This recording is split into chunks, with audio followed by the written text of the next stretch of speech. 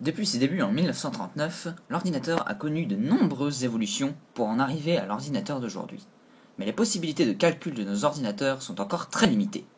C'est pourquoi aujourd'hui, nos chercheurs travaillent sur l'ordinateur quantique, une révolution dans l'informatique avec une possibilité de calcul quasiment infinie.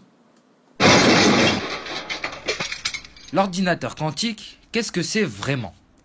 Pour comprendre, nous allons demander à Monsieur Vion, chercheur au CEA, de nous éclairer sur ce sujet.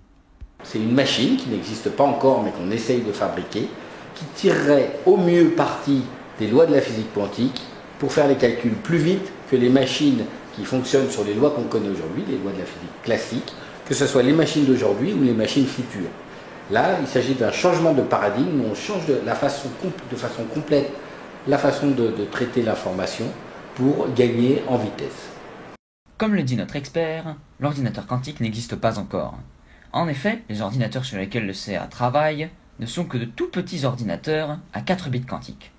De plus, pour fonctionner, ces ordinateurs doivent être à une température inférieure à 1 degré Kelvin, c'est-à-dire à peu près à moins 300 degrés Celsius. Pour cela, le CEA utilise des méga-congélateurs qui mettent environ 36 heures pour arriver en dessous de 1 Kelvin. Un ordinateur à 4 bits quantiques, c'est bien, mais c'est quoi un bit quantique? Quelle est la différence entre le bit et le bit quantique?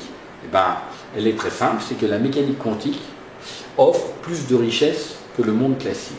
Donc, dans un interrupteur ou dans un bit classique, il peut être soit dans l'état 0, soit dans l'état 1, et pas dans les deux à la fois. Mais en mécanique quantique, en physique quantique, les objets peuvent être à plusieurs endroits à la fois en même temps.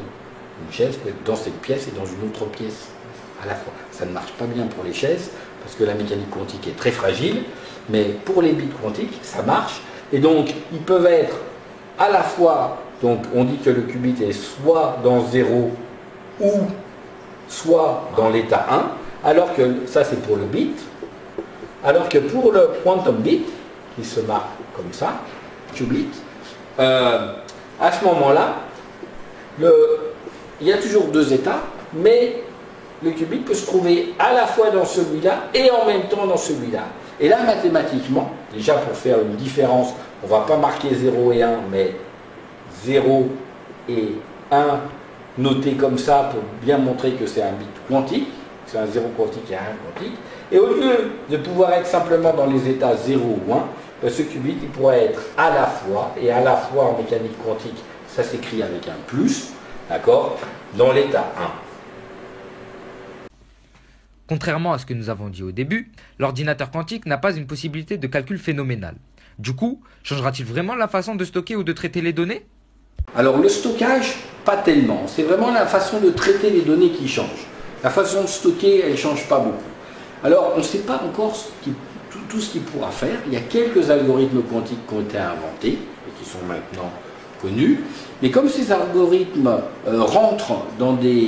font partie de tâches assez sophistiquées, on a une petite idée de ce à quoi l'ordinateur quantique pourrait servir, bien que le diable est dans les détails et que c'est quand on essaye vraiment de faire les choses, quand on a vraiment la machine, qu'on se rend compte si les choses marchent bien ou pas. Alors, les algorithmes qui ont été inventés, c'est un algorithme de factorisation qui permet de retrouver comment un grand nombre est le produit de deux plus petits nombres, par exemple 15 c'est 3 fois 5, cette opération qui est difficile mathématiquement, pas tellement pour 15 mais pour les très grands chiffres, eh bien l'ordinateur quantique serait capable de la faire plus efficacement que les ordinateurs classiques aujourd'hui. Un autre algorithme qui a été trouvé, qui est l'algorithme de Grover, consiste à rechercher dans une base de données non triée un nom.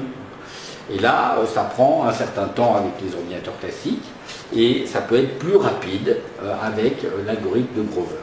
Une autre tâche qui a été, un autre algorithme quantique qui a été inventé, c'est des algorithmes d'inversion de systèmes linéaires, qui sont des tâches mathématiques qui rentrent, par exemple, dans des tâches plus complexes comme l'apprentissage automatique ou des choses comme ça, la reconnaissance de formes.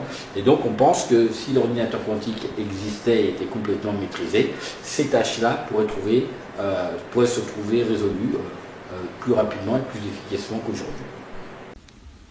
En conclusion, l'ordinateur quantique est une technologie encore inaccessible sur laquelle nous travaillons dans le but d'améliorer l'informatique et de pouvoir effectuer des programmes plus complexes.